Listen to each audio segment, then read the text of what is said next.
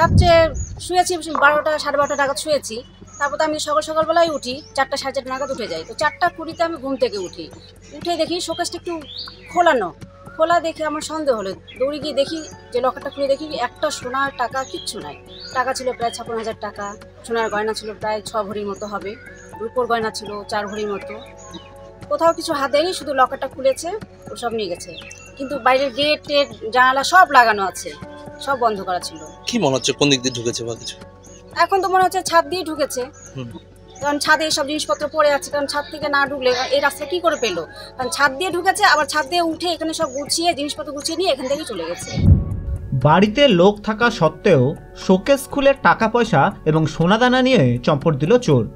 গাজলের রাঙাভিটা এলাকার ঘটনা।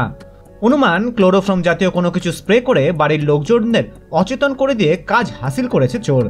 ঘটনার সময় স্ত্রী শিবানী বর্মন এবং ছেলেকে নিয়ে রাতে ঘুমোচ্ছিলেন ট্রাক চালক রিপন দাস।